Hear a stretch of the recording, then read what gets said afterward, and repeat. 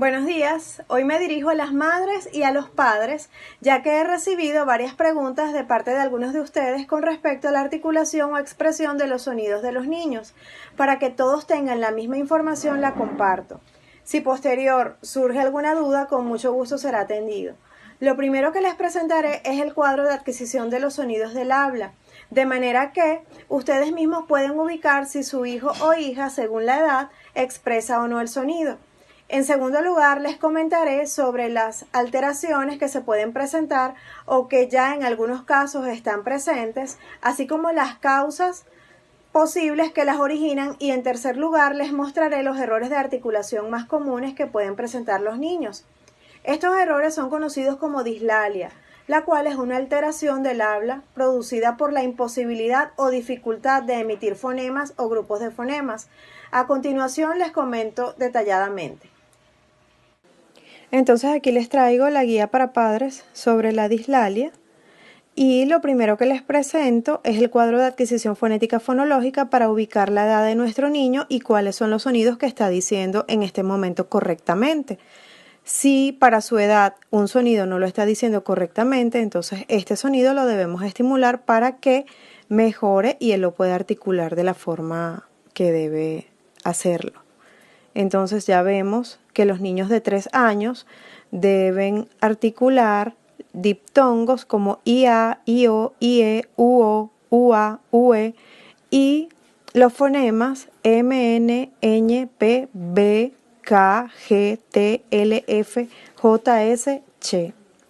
Los niños de 4 años deben decir la R, deben decir la L en posición final, deben decir la D, la Y, y deben decir los grupos consonánticos como flaco, plato, blanco, clavo, glaseado.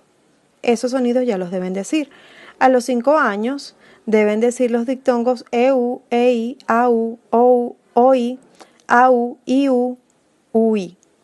Y pueden decir la R al final, en posición final, como en la palabra tambor, y la S en posición inversa como pista. También pueden decir los grupos consonánticos con la R, como para decir brazo, fresa, prado, cráneo, grasa, trabajo, drama. Y a los 6 años, entonces ya debería estar diciendo la R, la tan esperada R.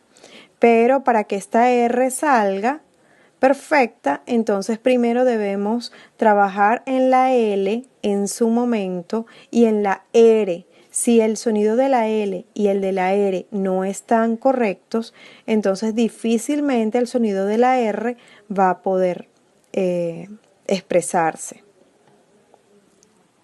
Ahora, ¿qué es la dislalia? La dislalia es una alteración del habla producida por la imposibilidad o dificultad de emitir fonemas o grupos de fonemas. Según su etiología o raíz, se puede presentar dislalia evolutiva, la cual ocurre cuando un niño no pronuncia bien determinados fonemas, pero a medida que va creciendo su madurez cerebral y la madurez del aparato fonoarticulador va aportándole a ese sonido. La dislalia funcional es una alteración de la articulación debido a un mal funcionamiento de los órganos articulatorios.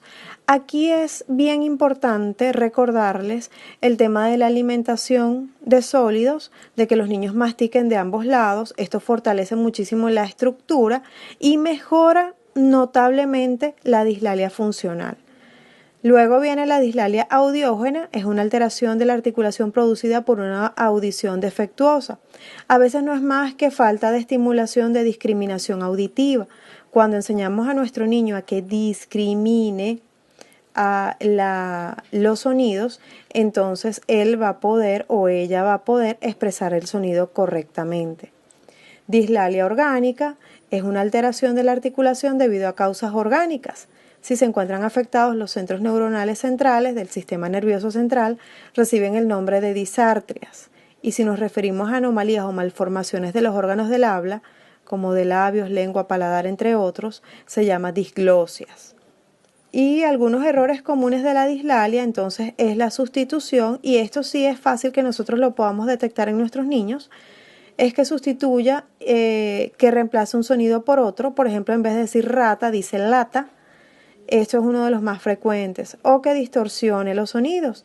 Entonces se da cuando emitimos un fonema de forma incorrecta o deformada, aproximándose más o menos a la articulación correspondiente. Es decir, cuando un sonido se parece a otro, pero no es el correcto. La omisión, como su nombre lo dice, omite el fonema que no sabe pronunciar. Entonces, ese sonido para ese niño que tiene la dificultad con ese sonido no existe. Y la inversión o adición es cuando se cambia el orden de los sonidos, por ejemplo, ocolate en lugar de chocolate. A partir de aquí, entonces, ya pueden comprender un poco más por qué se está llevando el orden que estamos llevando en la terapia con respecto a la producción de sonidos o a la articulación de ellos. Entonces, estamos comenzando por los sonidos más básicos para luego irnos a los sonidos que son un poco más complejos.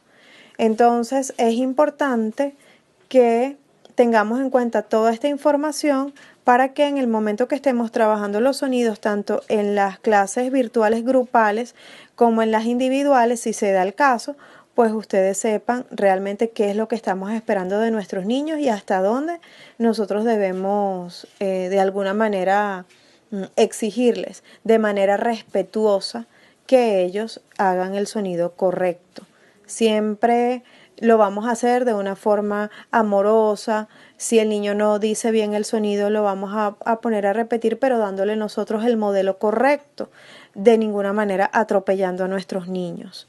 Bueno, cualquier otra información adicional que ustedes deseen, pues con muchísimo gusto. Como siempre les comento, estamos a una llamada o a un mensaje de distancia. Que tengan un lindo día.